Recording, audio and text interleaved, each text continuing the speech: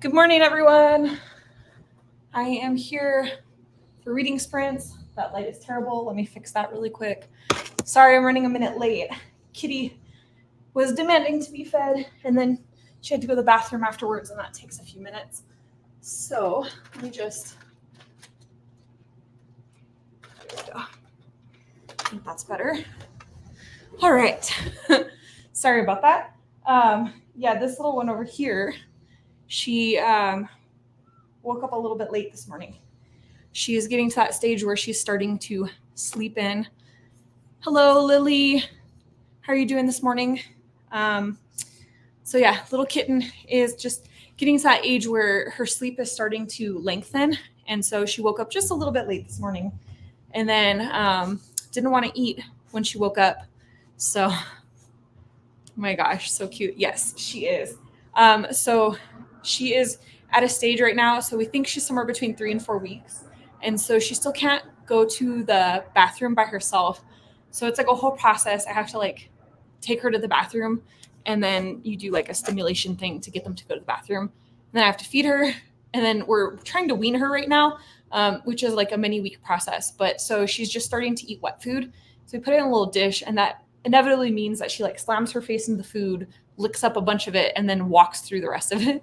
So I had to like give her a little kitten bath, and then feed her and all that. So just a little bit of a late chaotic start, but that's okay. Good, thank you. I'm glad to hear it.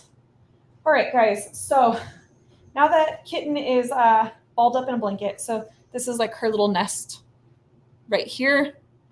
She's down at the bottom right there, and she will just fall asleep now that she's gone to the bathroom and been fed and everything. Been there. We raised kittens for a few weeks when the mother rejected her babies. Yeah, it's a lot of work. So this one we found in the engine of a car outside. It's Vegas, so it's like 100 degrees, and we heard it meowing really loudly, and we were able to get it out of the engine of the car. And so I've had her for a week now.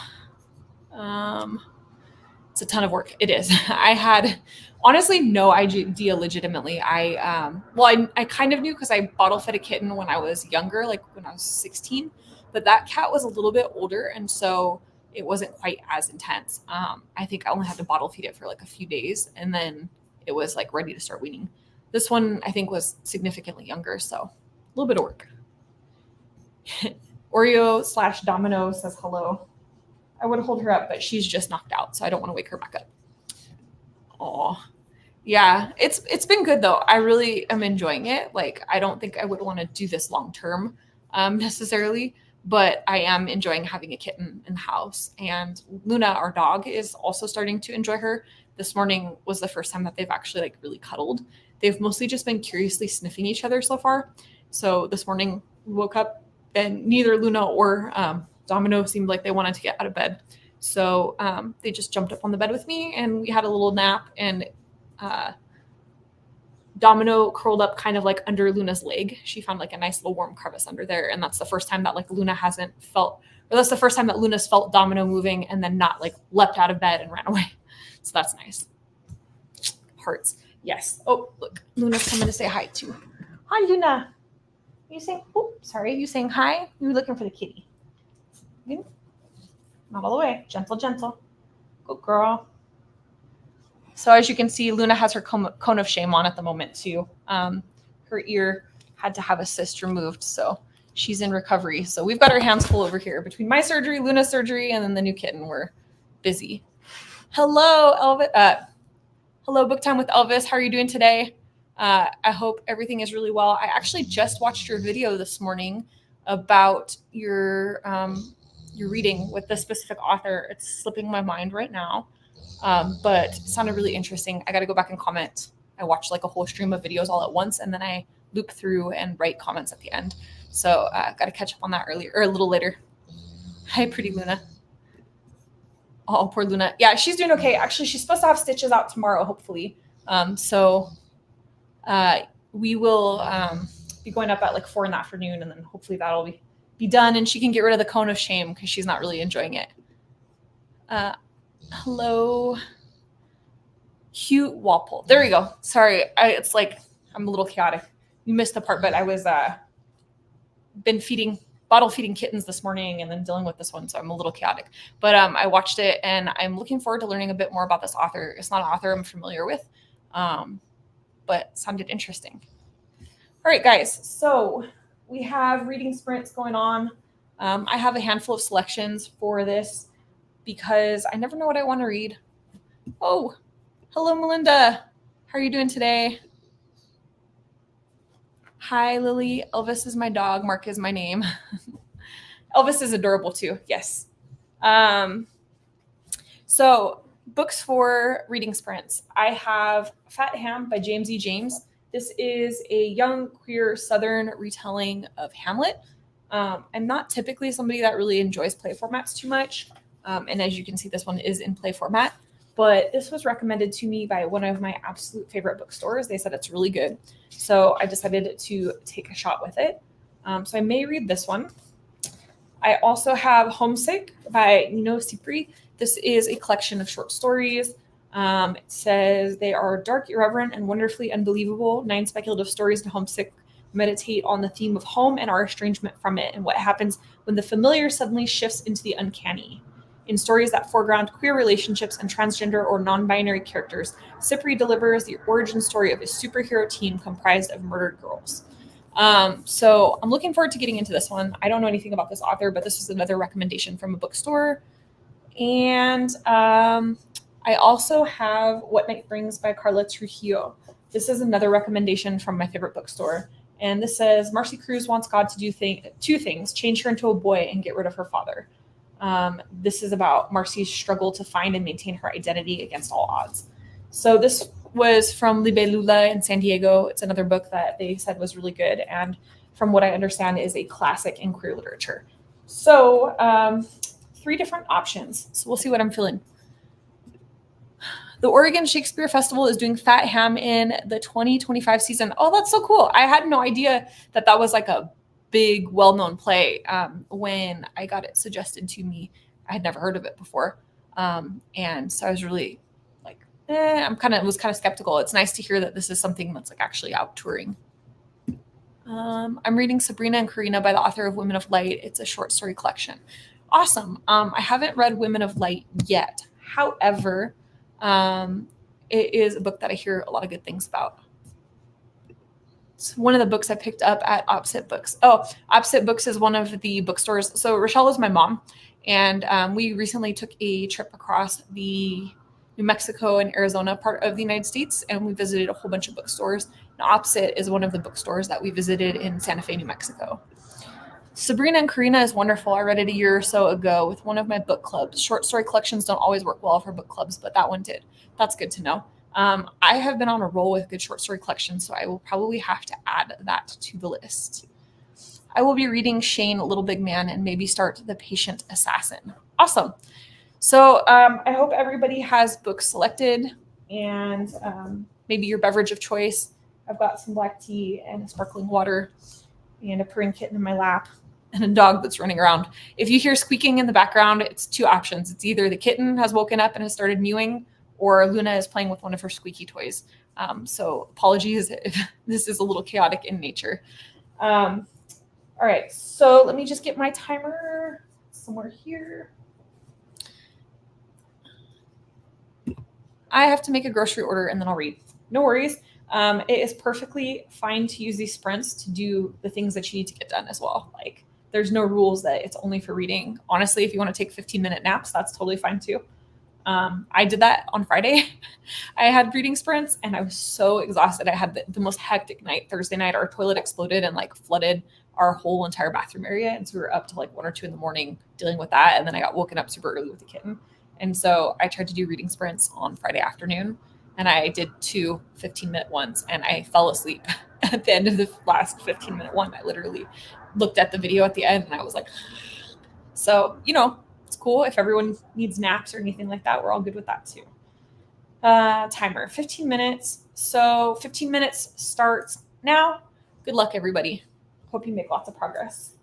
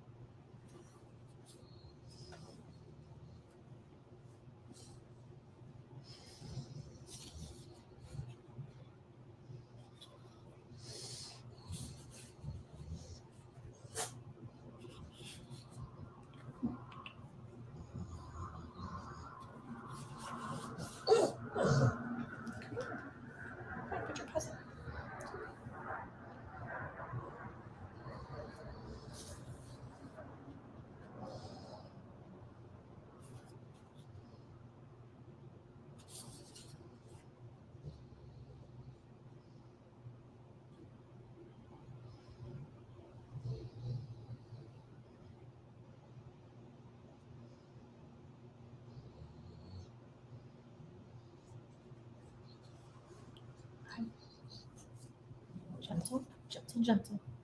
Kitty's right here. Kitty's right there. Gentle, gentle. Good girl.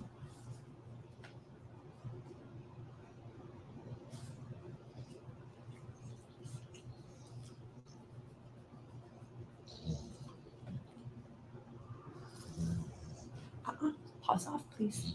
Pause off. Kitty's right there. We don't want to hurt Kitty.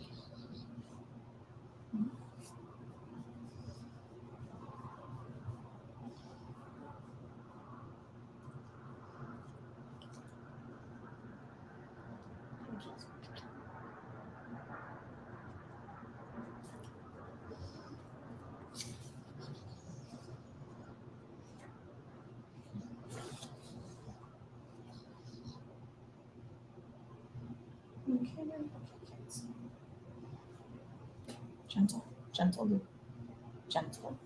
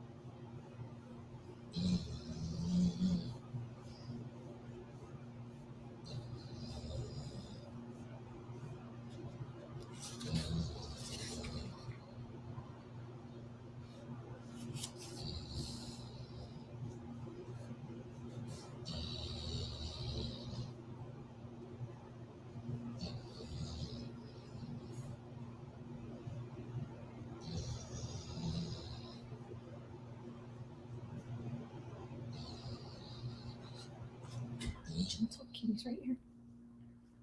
Good girl. It's my good girl.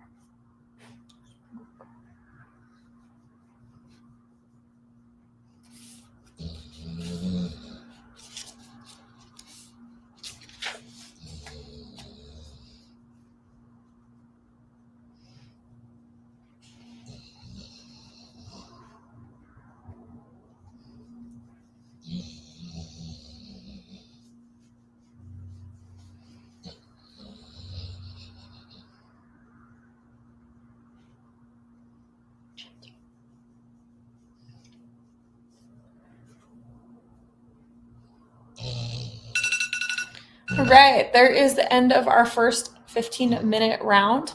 Let me know in the chat box how you're doing.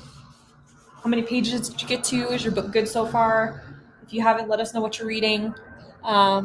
Lily mentioned I'll be reading The Housemaid's Secret by Frida McFadden today. Super popular author. I have never read Frida McFadden before, but one of these days I'll probably try one of her books. I hear she's a pretty good thriller writer. I think just because I don't read as many thrillers is why I haven't gotten to her yet, but definitely on the list of to get to. As you can see, Luna has decided to just stare at me the whole time. Finished my grocery order. Woohoo! Now on to fun stuff, right? Groceries are important. We did those yesterday. I have The Housemaid on my shelf. I just haven't gotten to it yet. Nice. So for my book, I made it through about 30 pages, but only because it's in play format, which means, it's just a few lines per page. I'm honestly immediately kind of surprised by this. This book is so funny. I did not expect to be giggling while I was reading this. Got 10 pages of Shane done in between throwing toys for Elvis. You know how it is because you have a dog as well. Luna just decided that she was going to, so usually like if I was able to, so right now I can't, let me take a second to remember how to talk properly. Right now I can't have Luna in my lap because I had surgery and I can't have weight on my abdomen. But usually when I'm sitting in this chair, I kick all the way back and then Luna will jump in my lap and like chill. So right now she's like, what's going on? You have the kitten in your lap. You're not leaned back. I'm not allowed up there. And so she just keeps jumping up here and staring at me. Maybe I should try throwing toys for her too. And maybe she would let me read a little bit. Yeah, I mean, I feel like 30 pages is pretty good for kitten, dog, all sorts of stuff going on. And there goes my timer. This is like the most chaotic reading sprints ever. I think I'm going to adjust my chair a little bit real quick while we're taking a little pause. There we go. It's a little bit better. And get back into my comfy little spot here. Poor little kitten's getting moved around right and left. Come here, little one. I'm going to come up here for a second. Say hi to the camera. Say hi. You want to open your eyes for a second? All right. Let's get you settled in. So I think we'll probably do maybe 5 or 6 sprints today if people are hanging around and everybody is up for it. If not, we'll just kind of see how it goes and we can end when everybody has made the progress that they want and is ready to move forward. So let me just set another timer. I know, right? I feel like it's so funny when I post videos. Anytime that Luna is in my video, I get more comments about Luna than I do about like the books that I've read, my reviews, anything, which I totally get because I'm like that when I see people's dogs in their videos as well. But I was like, maybe I should just make videos of like Luna and Domino hanging out. This is my second short story collection this month, and I'm really enjoying it. The other one I read was Gordo. Oh, cool. It's funny. I don't think I really read many short story collections until like last year. So like the first year and a half that I was on BookTube, I pretty much avoided short stories like the plague because I always thought I didn't like them. I thought that, based on the 1 or 2 short story collections I had read, that they just weren't that good. They were always rushed, et cetera, et cetera. And then last year I read a short story collection by Yi Yoon Lee. I actually ended up getting a NetGalley ARC of it, and it was so good. I was like, man, I've been missing out. And then I read The Office of Historical Corrections by Daniel Evans, which was also really, really good. And I read another one by Yi Yun Lee, and that kind of sealed it, like 3 in a row that were 4 or 5 star reads. And so I've been on a short story collection kick since. So definitely, any of you, if you have any recommendations for short story collections, let me know, because I've been reading all of them. I'm hoping once I start this one that this will be another 4 or 5 star. And I also have Her Body and Other Parties on my TBR this month, which is like probably the short story collection I'm like most excited about. Hey, Margaret, how's it going? Thanks for popping in. We're just getting ready to start our second sprint here in just a minute. So I'm going to set a timer for another 15 minutes. And I always have 3 short story collections going at a time and rotate through them. Oh, that's an interesting way to approach that. So for me, I don't always have a short story collection going. I usually will have like an audiobook and then 2 physical books, or 2 audiobooks and 2 physical books going. And then I kind of alternate between those. And then I kind of intersperse the short story collections in here and there. I think a lot of people tend to like read short stories like over a prolonged period of time, like read one here and then read something else and then read another one. But for me, I tend to sit down and like read the whole collection in one go, like I would any other book. So maybe that's why I don't intersperse them quite as much. No short stories here, just getting ready for some outside air, I hope. I am envious. I've been housebound for about a month. Not completely housebound. I went out and did groceries yesterday, and I get out for like little bits and pieces here and there, but I'm in desperate need of a hike. I think I have about 1 more week before I'm able to start like getting out and hiking and walking and doing more stuff. And so I'm very, very anxious for it. A month of no exercise is really hard for me. So please enjoy the fresh air for both of us. Are you getting wet? It's been raining all morning on this side of town. Oh, are you guys in the same town? I didn't know that. It's kind of cool. I wish it would rain here. Can you just send the rain this way? Daphne du Maurier has some good short stories.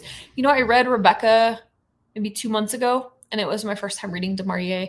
I'm not a huge classics reader. I had a lot of bad experiences with classics during my school years, and it's kind of put me off reading them as an adult.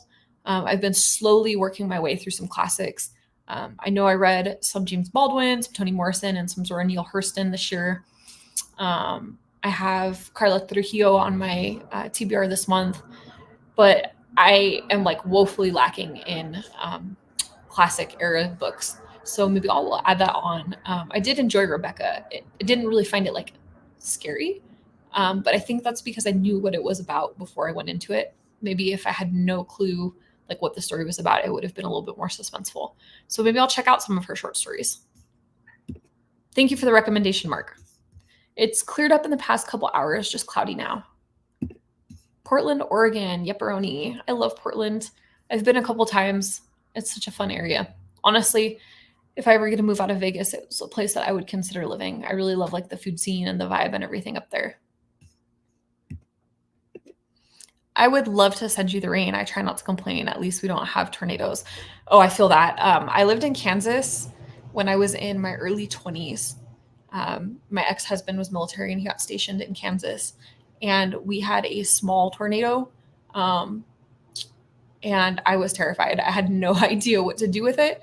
I like remembered like, oh, you're supposed to like get in the bathtub and throw a mattress over the top. And so I was like freaking out. I had my little brother-in-law who I was raising at the time. I'm like, get in the bathroom.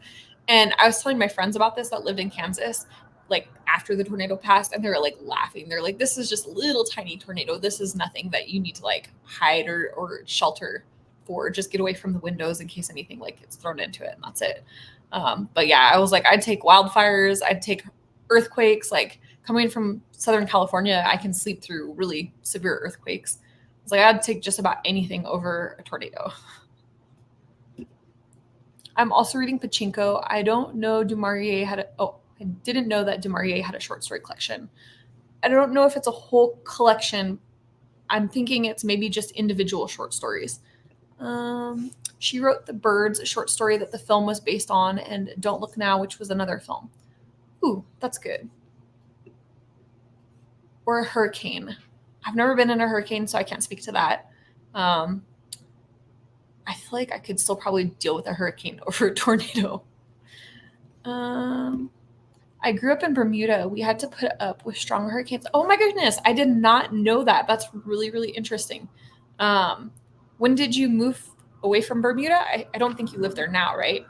And how was it growing up there? Did you find hurricanes terrifying? Like, I have so many questions now.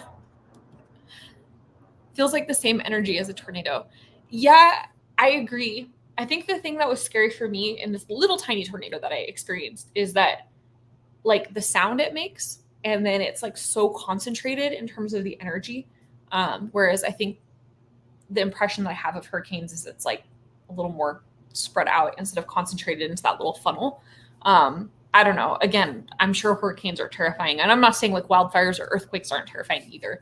Just that, like, at least with an earthquake, I feel like I know what to expect. Whereas like a tornado, I was like, I don't know what to do.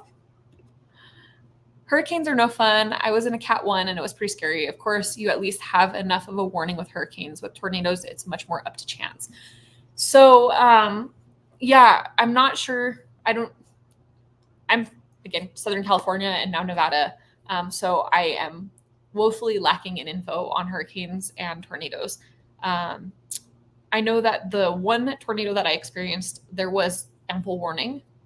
Sirens were going off well before the tornado touched down in the town I was in. So I think sometimes they have warnings and sometimes they don't. I think it depends where the tornado forms. Like, from what I understand, like the formation part is what's more sporadic, but then, the path, obviously, as it moves, you have a little bit of an indicator of where it's going to go.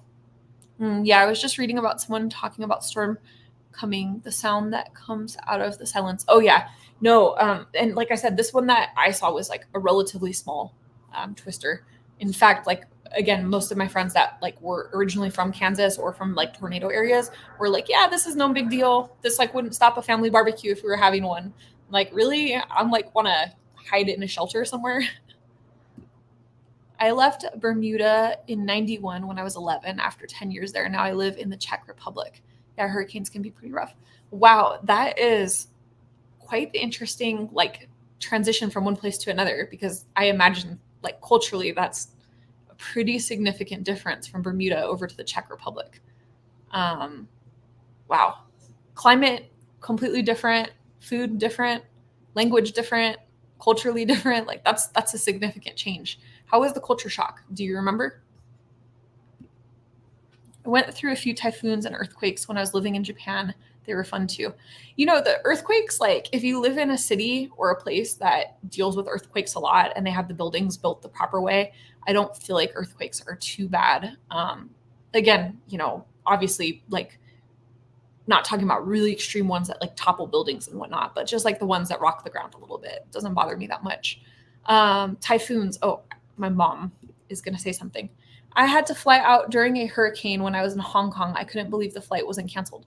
Oh, okay. I, for some reason, remember the story being a typhoon. That's why I got excited on the last comment. Yeah, I can't imagine flying in hurricanes. I know my dad also said that he flew through a hurricane. He was flying from California to South Carolina to bury his father. And he had to fly through like a hurricane, the side of a hurricane to do that. And he was in like a little local flight. So it's just like a little tiny plane. But yeah, it's wild. They fly in and out of severe storms all the time. Wow, Mark, cool cucumber in a crisis, eh? Yeah, it sounds like he's been through pretty much every type of natural phenomenon possible. So you're the guy I want in the apocalypse here. You like know how to deal with all the emergencies. Oh, there were many years in other countries between Bermuda and the Czech Republic. I would honestly love to hear about that sometime. I travel a lot. I've been to 26 countries so far. And I really enjoy like going different places. My partner has also been to quite a lot of places. He's actually lived in 3 countries or been a citizen of 3 countries now. So we're really big on that kind of stuff. So if you ever have time and you want to chat about that, I would love to hear about all the places you've been. I saw up there that you mentioned that you lived in Japan, which I've been to Japan and really, really loved. It's always exciting to hear about people's adventures. Let's see. I went from Bermuda to Sweden, then the UK, then Germany, then the UK, then Japan, then Hong Kong, then the UK, then Japan, then the UK, then the Czech Republic. Wow, that is a lot of bouncing around.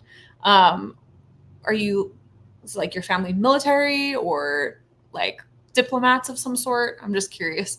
If you don't want to talk about it, it's totally okay.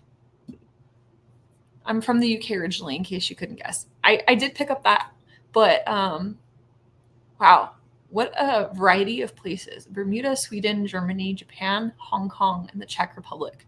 That is like all you needed was like to go to like Australia and somewhere in Africa and maybe somewhere in South America, and you could like, yeah, I mean, you've almost lived in half of the world, like 3 different continents there, 4 different continents, Europe, North America, Asia, 3 continents. That's pretty impressive. All right. So maybe we can start the next sprint now. I hope everybody has a book ready, and I'm going to go ahead and start the timer, and we'll check back in 15 minutes.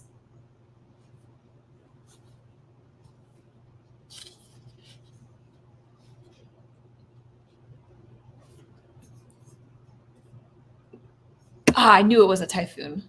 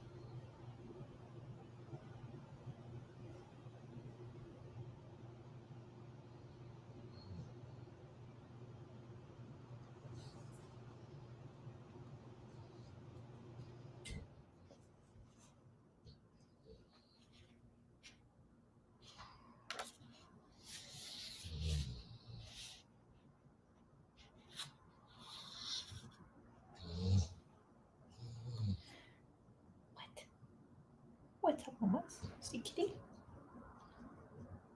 Kitty's right there. Here you go, mamas.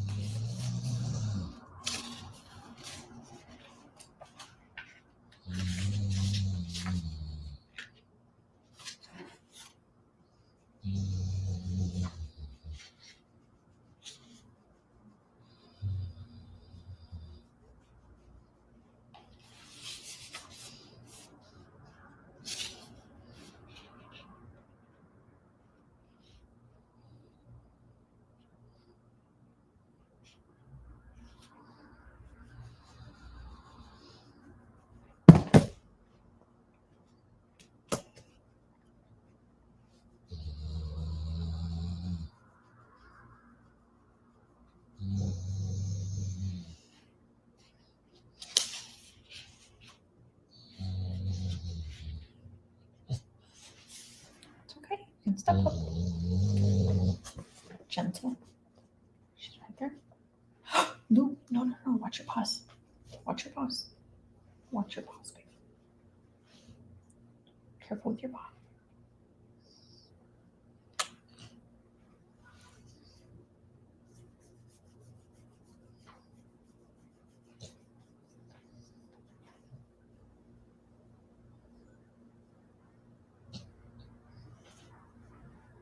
Gentle. Gentle. Gentle.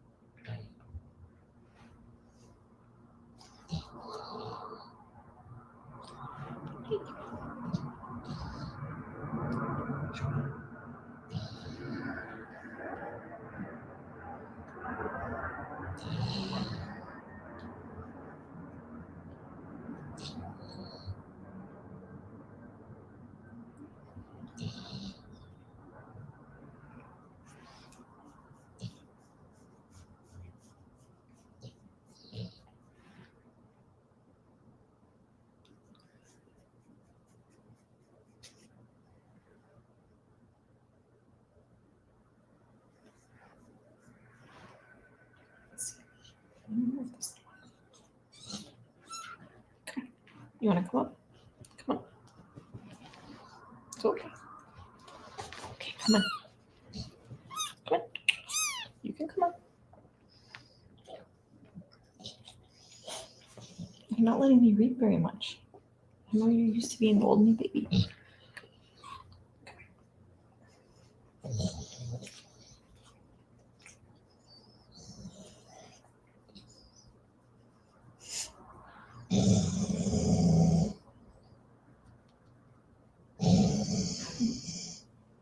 What's up with us?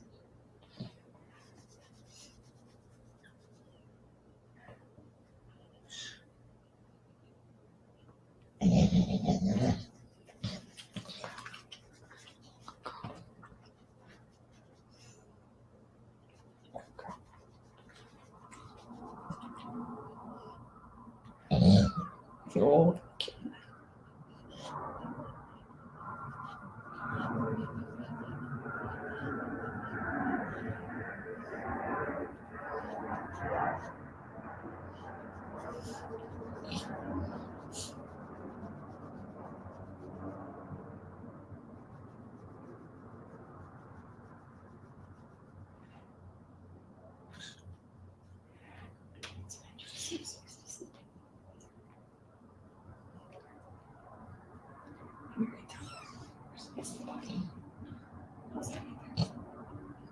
I have a little pocket there.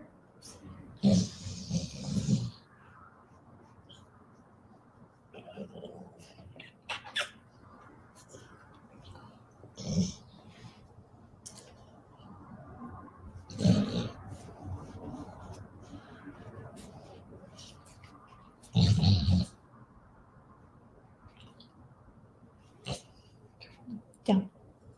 Down you go.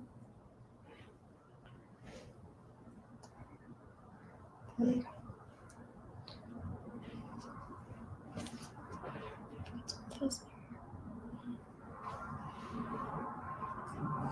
Can you go down?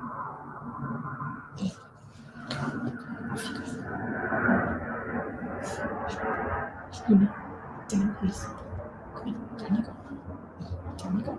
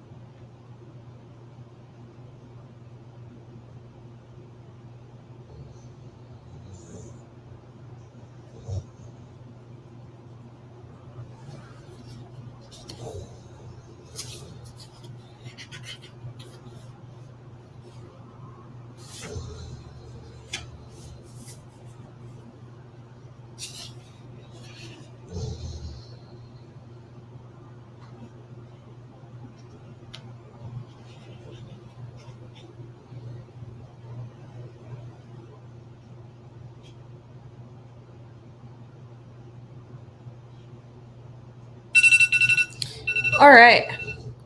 So there is the end of our next 15 minutes.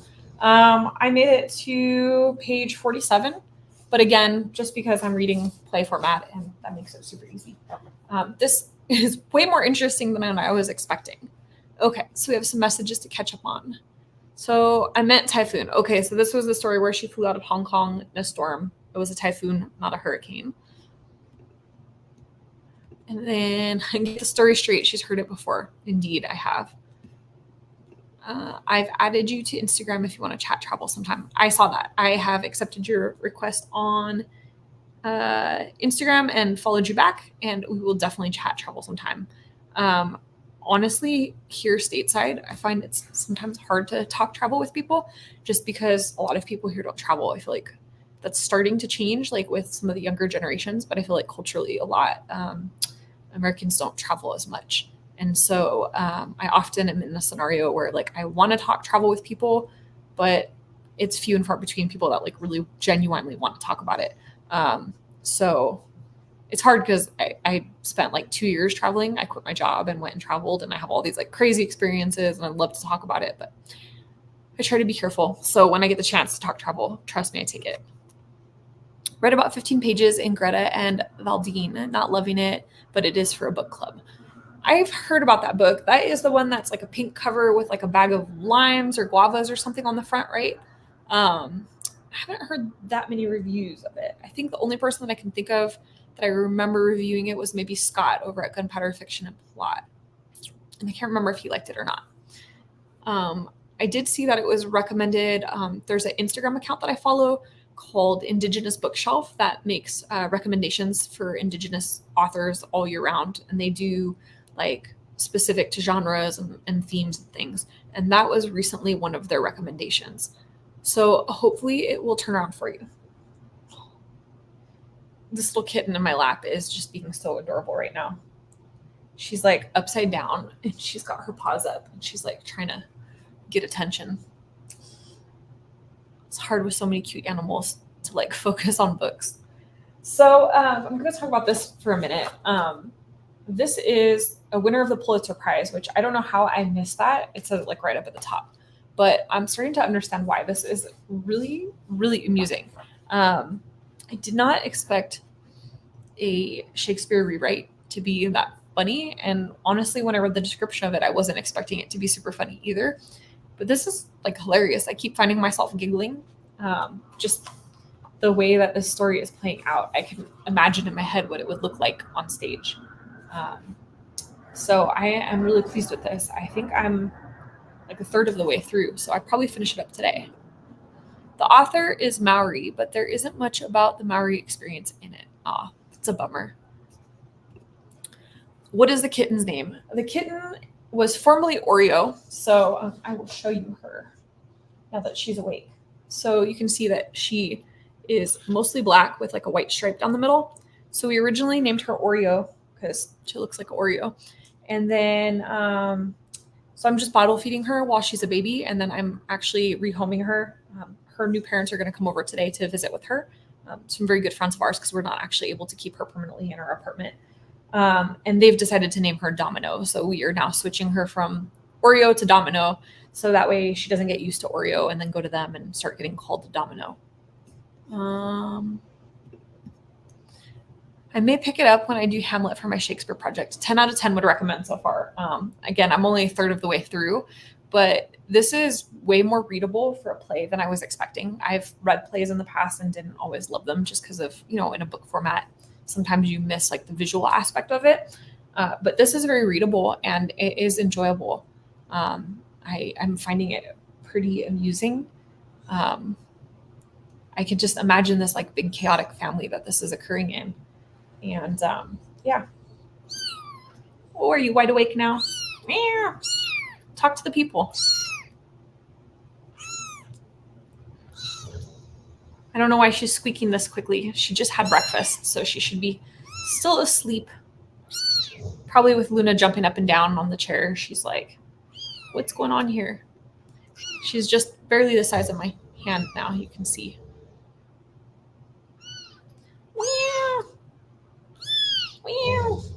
Sing the song of your people. Okay. Back into a safe, warm space. Let's see. I'm trying to imagine an amusing version of Hamlet. It sounds intriguing. So,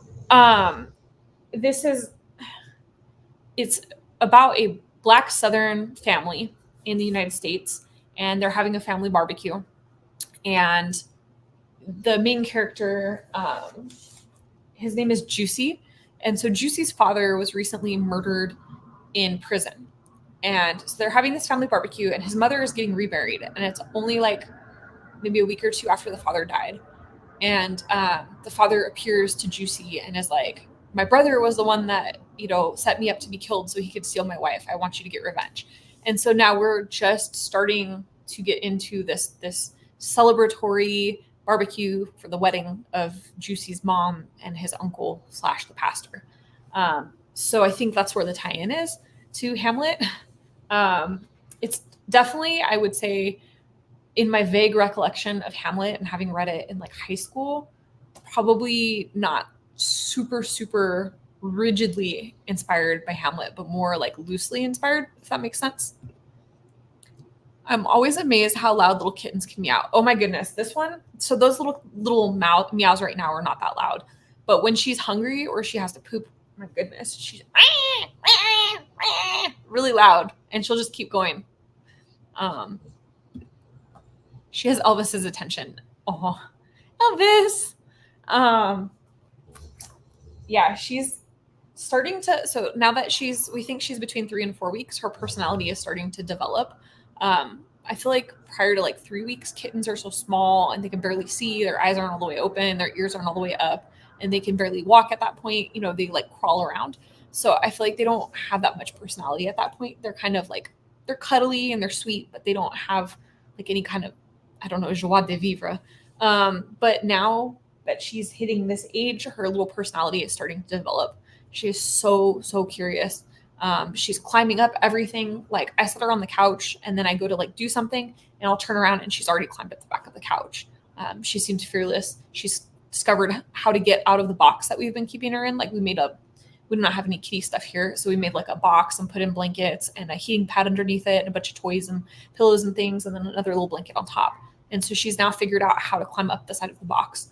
So it's been quite the adventure. She is definitely, I think, going to be a character, but she's very affectionate and sweet. So that's good. We're trying to handle her a lot because there's this thing with single kittens called single kitten syndrome. So typically a cat or a kitten would be raised with litter mates and at least the mama. So they're socialized in proper kitten behavior. And then the risk is like when you have a single kitten that's been abandoned, they don't socialize the same way. Like they're not socialized with their family members or their pack members. And so they can develop like aggression and like social issues. So it's super important with single kittens to make sure like you're handling them a bunch, you play with them a bunch, you stimulate them a bunch. I think having Luna here helps as well because obviously Luna's not another cat, but she is around another animal. And like if she plays too rough with Luna, like if she's using her claws too much, Luna will, move away from her. So I think that is helping a little bit. But that's why she's in my lap and why I'm holding her a lot is because we want her to be really used to being around other living beings. Not a replacement for sibling cats, but at least it will help her, to adjust socially. So anyways, we've been through a whole breadth of subjects today. I'm going to go ahead and set this timer for the next one. Let's see. That would be my cat. We had her for 10 years and it took a long time to kind of figure her out. Yeah, it just depends. I mean, obviously all cats have their own personalities as well. I have had some cats that were assholes and that was just their personality. I've had some cats that were super sweet. I've had some cats that were really aloof and very introverted and just like, I don't want to be around anyone. They all have their individual personality. But as I've dealt with raising this one, I've definitely found that if they're taken away from mama too early and the pack too early, it can make a huge difference in their social development. She was picked up off the streets at 5 months and in the shelter for 4 months before we adopted her. Oh, okay. So she was probably, at 5 months, she should have probably been okay to be picked up. Usually you want to keep kittens with mama up until 8 weeks or about 2 months. After that, it's usually okay to separate them at that point. That's usually when people will adopt kittens out, like if you're dealing with a breeder. But yeah, maybe all the shelter time and like just the weird separation and stuff created some trauma. Obviously, you know, animals can be traumatized too. And I have heard that like if the separations are particularly traumatic, that sometimes cats become like really clingy and needy. Um, so it's kind of interesting. I don't know, you know, a ton of information on this. It's just basic information that I've been researching on how to raise this one so that she's a little bit more well adjusted. So we'll see. I don't know if, you know, we'll see. I don't know if I'm doing all the right things. I hope I am. I'm trying my best. Otherwise, she would have died in a engine of a car, either from heat stroke in the 100-degree Vegas weather or when the person turned their car engine on. So I think that this is probably a better shot than that. All right, let me get that timer started and we can start the next round.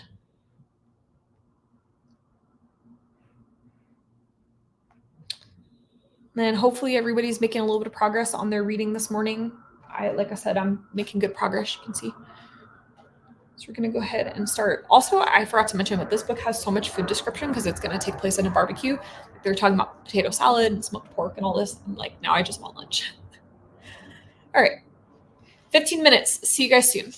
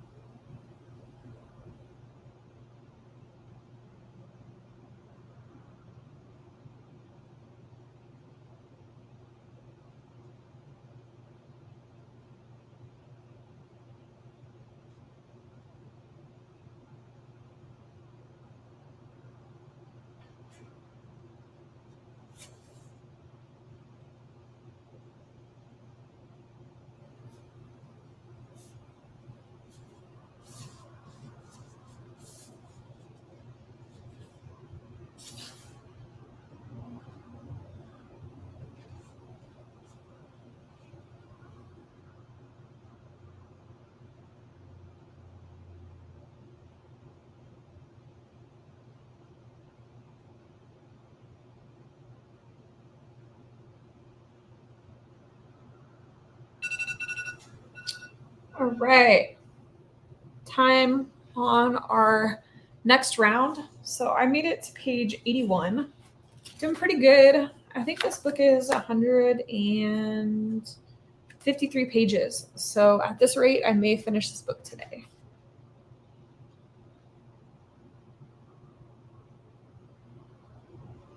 I was just reading up on the author in the back of the book here. And this gentleman, James E. James, is pretty impressive. He won a Pulitzer Prize for Drama, the F. Otto Haas Award for Emerging Artist, a Pew Fellow for Playwriting, the Terrence McNally Award for White, the Kesselring Honorable Mention Prize for another one of his plays, a Whiting Award, a Kesselring Prize for another play, and a 2020 Steinberg Award. Wow, that's a lot. So, man, this family in this book is really chaotic. There's a lot going on, and it's wild because it's just these like short little lines, and it conveys so much. If you're into plays, this is a really good one to pick up.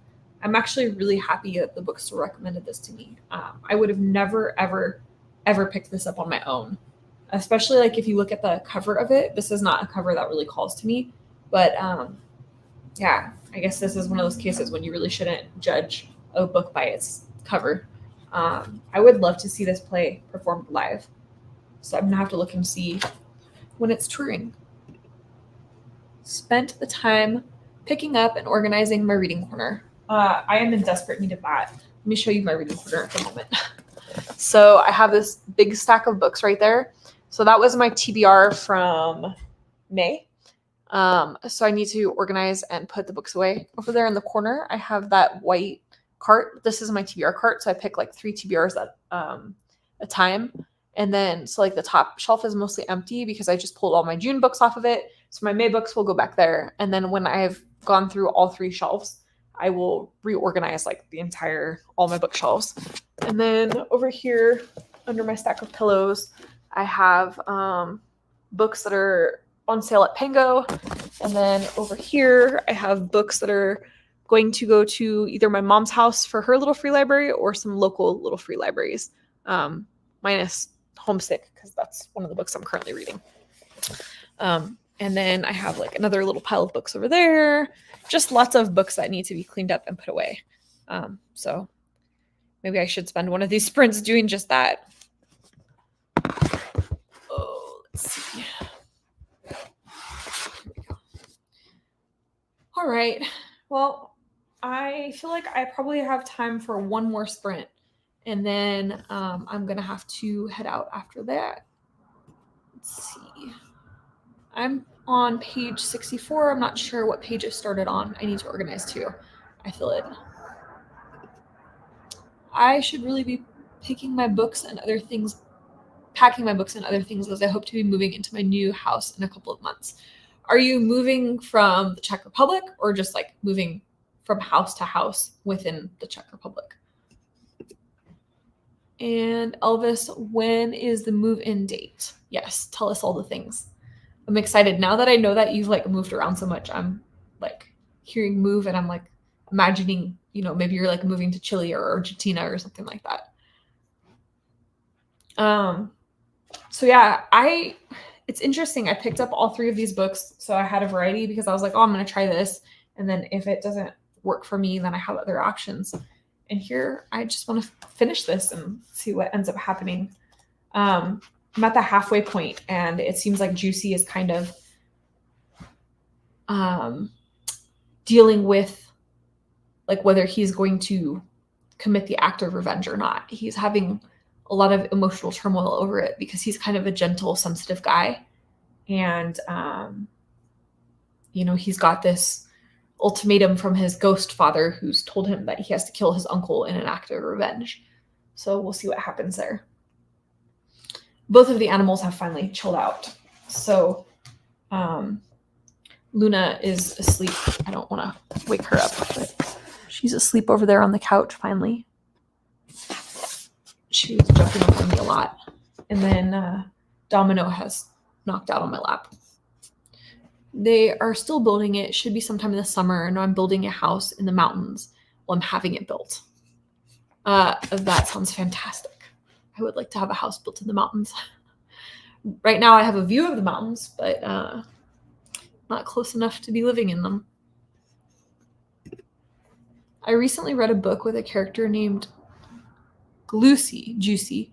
She was much different from your Juicy. What book was that? Why does that sound familiar? I feel like I have to Google this now because that sounds so familiar to me. Lucy.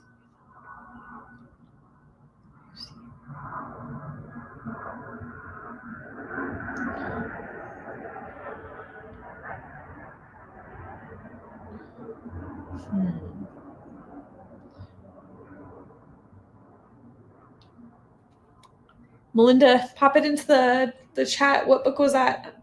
My brain is like, why do I recognize that? The Sicilian Inheritance by Joe Piazza. Huh. Why do I recognize it? So Joe Piazza I've read before. I read her collaboration with Christine Pride for We Are Not Like Them. And, what's the other one? They did a second one that just released last year. But I can't remember the name of it. But I don't think Lucy was one of their characters. Maybe I read a description of it or something. It's a small village in the Eagle Mountains of Czech Republic, the same village where I work, which will be nice. That sounds lovely. I have not been to the Czech Republic, so I can't comment on it specifically. But honestly, like in my travels in Europe, it makes me want to live in a small village somewhere. So I hope that the area you will be building your house is equally as fantastic. She is one of the best morally gray characters I've read. The book itself was a fun palate cleanser type of book. That's good to know. I, again, haven't read Joe Piazza individually. I've only read her in collaboration with Christine Pride, but I've liked both of the books that I read. We Are Not Like Them was fantastic. And then the book that I read last year, which I cannot remember the name of at the moment, was good. Not quite as good as the first one, but really good as well. Maybe I'll check that out sometime. So I think, like I said, I have time for one more sprint. I have Domino's Future Family coming over at 11:30 and it's 10:30 my time. So that'll give me like 45 minutes to eat something and tidy up a little bit.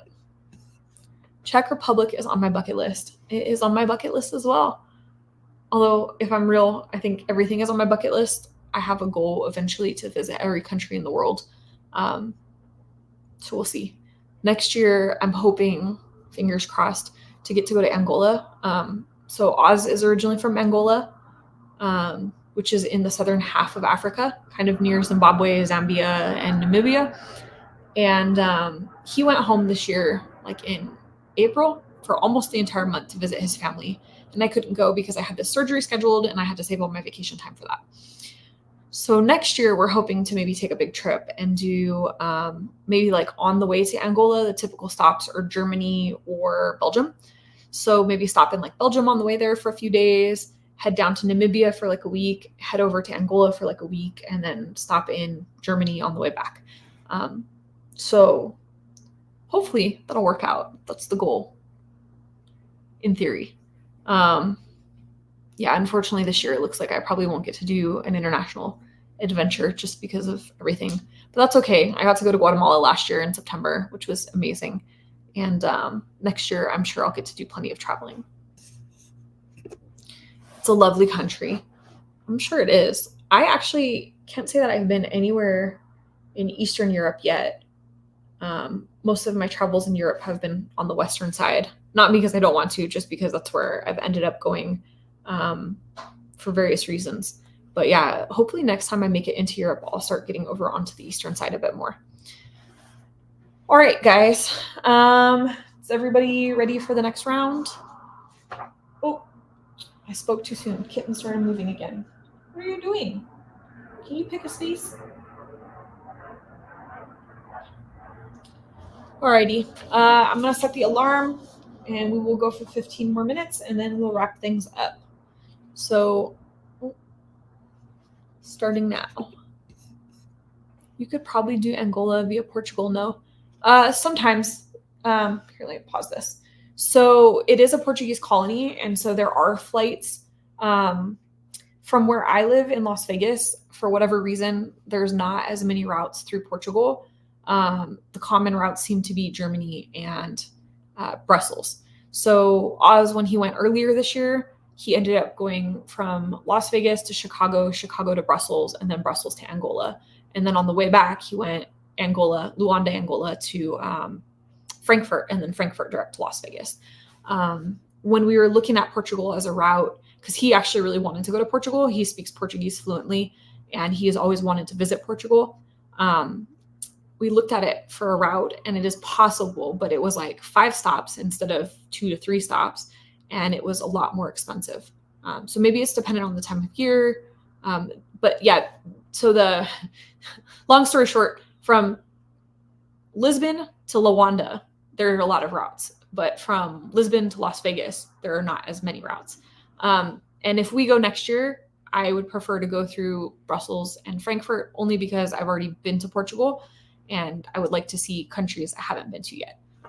So that's why that route specifically. Although I guess it'll depend, because if we end up getting to Namibia and we fly into Namibia, we may have a different origin country in Europe, because I'm not sure which countries have more direct flights into Namibia. So we'll see. It's from us, it's really complicated getting over there. It is like, I think Oz did 33 hours going there, and then coming back, it was a little better. He ended up doing like 28 hours or something like that. But yeah, it's just not the easiest country to access at the moment. I've heard that they are working on making it more travel friendly, because prior, getting a visa to go to Angola from the United States was like virtually impossible. We've actually been trying for 2 years to get a visa to go over there, and we were going through all these crazy hoops and everything.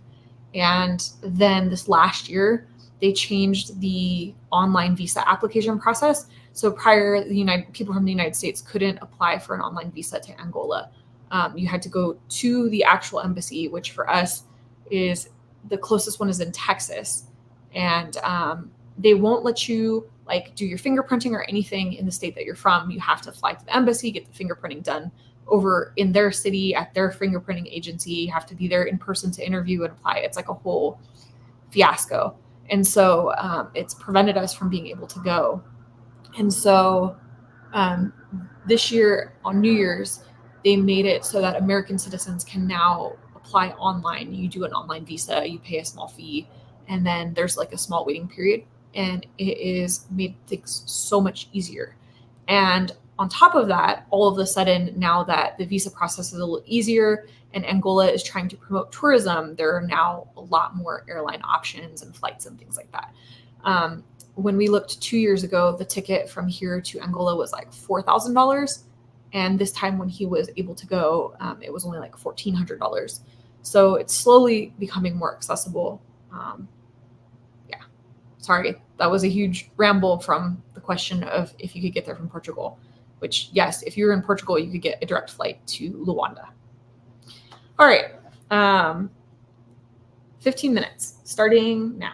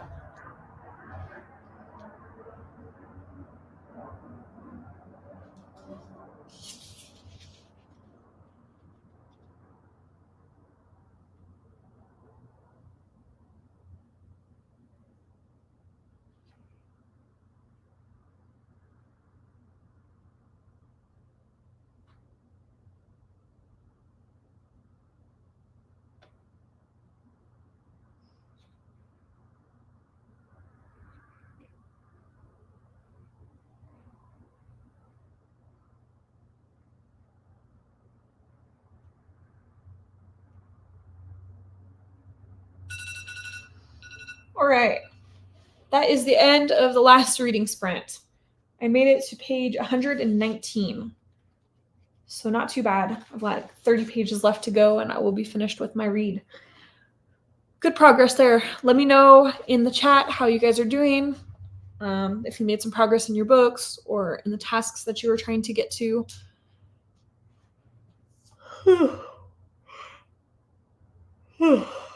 I might need to take a nap, make some progress on taking a nap.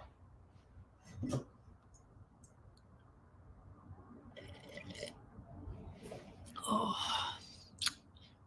Let me know too if you have anything nice planned for the rest of your afternoon, evening, morning, wherever, whatever time zone you're in.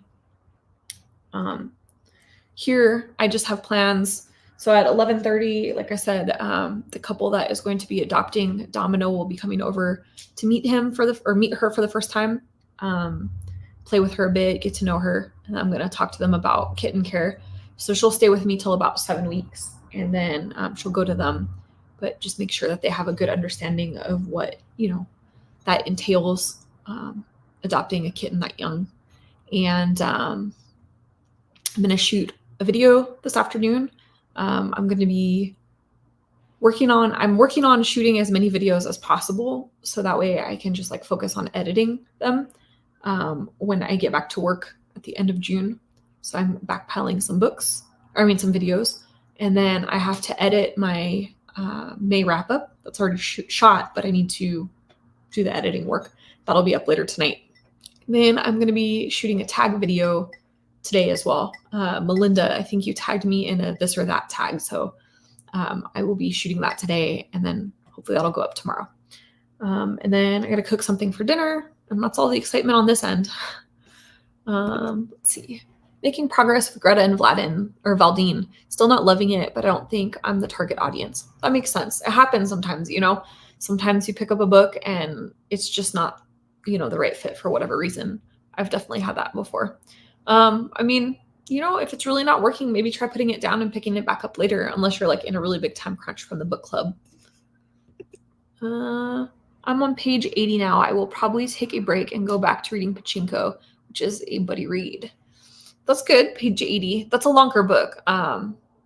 It's a good book, but there's a lot. It's kind of a traumatic book. So I could see wanting to take a little bit of a break from that. It's really well written, though. I think you'll enjoy it as you get through the end of it, but for sure it's a heavy book. You reminded me I have to do some editing.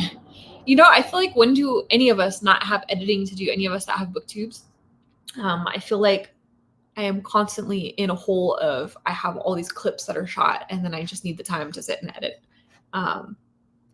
My TBR video that I just posted, I think I spent about 3.5 hours doing editing work on it. And it's funny because Oz sometimes he'll be like, oh, well, the video that you put up is only 10 minutes long. you just need to shoot the video and edit it. It shouldn't take you that long. And I'm like, yeah, but to get that 10-minute clip, I have to shoot like 30 or 40 minutes of content. Then I have to sit there and edit for an hour and a half and then upload it and do all the SEO and the description and everything. It really, honestly, takes up quite a bit of time. It's been nice this month with being off of work. I have all the time in the world to do all the videos that I want, shoot everything. So that's been quite the adventure. If I don't do the editing right after I film, I tend to forget about it until the last minute. So I have ADHD, and so it's really hard for me to focus in long spans of time. So I kind of tend to like have to hyper focus on one portion. So I can like sit down and film a whole bunch of stuff, or I can sit down and write out the scripts for a whole bunch of stuff, or I can sit down and edit a whole bunch of stuff, but I can't like write out the script for the video, shoot the video, and edit the video and upload and everything all at once. It makes it a little bit chaotic, but usually it's like today will be a filming day, and then I like may have some energy to edit one or two things in the afternoon, but usually I kind of try to separate it. So one day I just focus on filming, one day I focus on editing, one day I focus on like writing my scripts for my next videos. And that kind of helps me be able to get stuff done. It's 8 p.m. here. I'll probably read a bit more and then go to bed as we have to get up at 4:45 here. Still, it's much easier this time of year than in the dark winter months. I do not envy having to be awake at 4:45. Dark winter months, summer months, any months. I am a chronic night owl. All the years of working in restaurants has just made me somebody that would rather be awake late at night than up early in the morning. Although my current lifestyle has me getting up earlier. Oz gets up at 6:15 for work. So usually, unfortunately, I can't sleep through that. So I've been kind of forced into a more morning routine. But yeah, definitely, I guess it is easier when it's not the dark winter months, because I know when it's all dark and cold outside, it's like, just want to stay snuggled in your bed and not get out. Cool. Well, I hope that you continue to make some good progress on your read before you head to sleep, and I hope you have a very restful evening. Oh, I almost never edit. Rough and ready is my mantra. I wish that I could do that.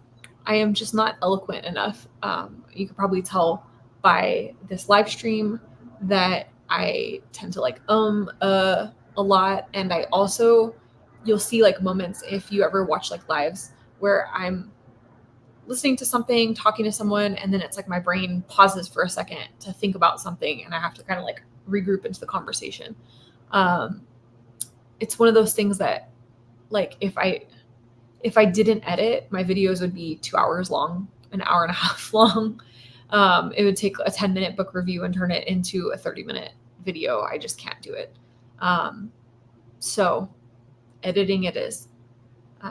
I think the only things that I tend to do like rough and ready would be sometimes the tag videos I can get through rough and ready because they're not always like more complex videos, or, you know, like the live streams here where you're like chatting with somebody. I guess it's a little bit different. But yeah, if I like did any of like my book of the month prediction videos, my TBRs, any of that stuff without at least like creating a rough outline, they would just be such a disaster. I have my ums in, but I try to edit out my family interruptions.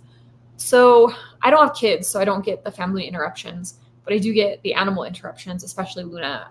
But I just leave those in because everybody seems to be fascinated by Luna snoring in the background or like jumping in the video. So I leave those in place. One of the things that's hard for me too, actually, that causes me a lot of editing, which you could probably hear in this video, is I live really close to the airport here in Las Vegas. So we have planes flying over like every minute. And when I'm shooting my videos, I basically pause as the planes pass because otherwise you can hardly hear what I'm saying and you hear the roar of the plane. So that also creates lots of editing for me. Probably without the planes, I could do more rough ready shooting. But yeah, I like to go in, I'll clean up the dead space, like where I'm, you know, reading something and trying to figure out what I'm going to say, or like in between sentences. Sometimes there's dead space where I'm thinking. I don't edit out all the ums because I don't think that like having a few ums in your conversation is bad. Like I think it kind of actually comes across natural, but sometimes it gets a little excessive. The other thing that I found in editing my videos is I say so a lot. Like I'll, you know, go, I'm reading this book, blah, blah, blah, blah, blah. It's about this. So blah, blah, blah, blah, blah. And then so blah, blah, blah, blah. And I've noticed that I do that like almost every time I start a new paragraph. And so I've started editing out some of the so's as well, just to make it a little less tedious. And then, any like brain farts where I say things the wrong way, or like I start stuttering or mispronouncing, just to make it smoother. It's not that I'm like super embarrassed about how I speak or anything like that. I don't think that I sound that bad, but I just want it to be a smooth, enjoyable watch. And when I've watched like my rough film, it's just not. So it's okay. I don't mind doing some editing. The last time I filmed, my husband kept walking in front of the camera. I've given up trying to edit out background noise. I'm lucky in that Oz is pretty good about not disturbing me when I'm filming. I have him set up my tripod and my camera for me, just because of where I shoot, like with my bookcase. It has to be like lined up. It bugs, at least it doesn't have to be, but it bugs me if it's not lined up well. And so I can't obviously sit there and then be looking at the camera at the same time. So he'll usually set up and then he'll go in the other room and shut the door, so that I have peaceful filming time. But yeah, I can imagine like with kiddos and like a whole family and everything, how it could get a little bit chaotic trying to film. I say a lot of fun too often. I've debated adding a counter for every time I say it in my videos. So my last video, my TBR video, I realized I said fantastic a bazillion times. Everything. I was like, this book sounds fantastic. That looks fantastic. I've heard this is fantastic. Like, why is this the word of the day? I really should just like start doing shots every single time. Big reason for moving to a house with a garden so we can sleep more. Currently in a flat, so we get up early to get a walk in before work. Once I move though, Elvis can go out in the garden late at night. I feel this. So I am on the 3rd floor of my apartment building. We have like a little 1-bedroom apartment. We have a tiny little patio outside, but it's like not even really big enough for like a table and chairs. So Luna has to be walked 3 times a day as well. And she is pretty young. We think she's like around 4 years old now. So she's super high energy. So when I am able to, right now I can't walk her because of the surgery I had, but when I am in my normal condition, I get up at like 6:30 or so and I take her. And then the other thing is we're in Las Vegas. So in another 2 weeks, it'll be about 115 degrees Fahrenheit. I think that's like roughly around high 30s, low 40s in Celsius. I want to say it's like 38, 39, 40. So we have to get up super, super early. So we'll get up at like 6, go for a half-hour walk with her, kind of get some energy out while it's still cool. Then Oz comes home in the afternoon, like around 3:30. Usually takes her for just a very short walk, just so she can get like a potty break, because the pavement here gets so hot in the summer that it can actually burn the paws of animals. So we just take her out for a quick break. And then in the evening, once the sun has set again, we take her for like another 30 or 45 minute walk. And then on the weekends, we try to go up to the mountains where it's cool so she can get like really good exercise. So I empathize. I hope that having a garden and a nice place will be a huge improvement for both of you, but I can imagine Elvis will be so happy to have a garden. I have a lot of ums and knows in my video, but I have been told my charming English accent makes it. See, that's the thing. Okay, so this is the thing. I feel like this is a little unfair. People from other countries, like, if you have like a UK accent, you have an Aussie accent, those little like quirks sound very charming and delightful. And then if you have like any American accent, I feel like we don't sound quite so posh. And the ums and uhs and knows, I don't feel like they sound quite as smooth. So I don't think we get to cheat as much with that. An English accent is pretty much a get out of jail free card for American ears. I agree. See, I'm glad that Melinda backed up what I said. I do feel like English accents generally improve the sound of anything that you say. It's funny. Like, even so, I have friends that are all over England. I have some friends that are in London. I have some friends that are in the Geordie Shore area. I have some friends near Liverpool and Manchester. And obviously they all have like a variety of accents, and I can hear their difference in their accents. Some of them are very posh sounding and some of them are much more, I don't even know what the right word is, like down to earth sounding. But regardless, like, it doesn't matter which of those accents you pick. To me, they all sound like very posh and refined as compared to like I don't know, really any American accent, the West Coast accent, you know, you have your New York accent, you have your Midwestern accent, have a Southern accent, and there's like a variety of Southern accents. And they just all sound, maybe it's because I'm an American. I guess maybe from outside, maybe it sounds a little different, but I don't know. Yeah, so I edit. I don't have the beautiful accent to cover up the ums and uhs. All right, guys. Well, this has been a lot of fun. Thank you for joining. It was lovely having a lot of people to chat with in the chat box here and hearing about all the travels. I appreciated the discussion about natural disaster and, you know, accents and books and everything. This was like a really, really nice reading sprint. So thank you all for joining. And I hope that you have made progress on whatever you were hoping to make progress on, whether it was reading or having a nap or grocery lists, whatever. And I will be back. So I'm going to be doing a reading sprint on Fridays at 2 p.m. I think. I may adjust the time, but this week it'll be at 2 p.m. for sure, for this month of June, because once I go back to work, I won't be able to do it anymore. But those are there if you're available Friday afternoon and you want to come read with me. Otherwise, these Monday ones, I think will be staying in perpetuity. I am off on Mondays, so this 9 a.m. Monday reading sprint works really well. So provided that there's nothing like special that requires my attention, I will be doing Monday, 9 a.m. Pacific Standard Time reading sprints. Thanks so much. I'm glad I was able to join. Me too. It was lovely having you here. But for me, your accents in America are charming to my ears. You may be the only person in history that I've ever heard say that. Generally speaking, in all of my travels and adventures, I don't typically get too much great feedback about Americans. Accents, culture, attitudes, entitlement, ability to speak multiple languages, any of that stuff. So I appreciate the encouragement for sure. All right, guys, I hope that you have a wonderful morning, afternoon, evening, wherever you are at. If you're headed to sleep, I hope you get rest. If you're headed into the rest of your day, I hope it's very productive and that, you know, you continue to do the things that, you know, you need to do to feel good. Make sure you know, eat something good, drink some water, get some more reading in if you have the chance, and I will see you next time. Bye.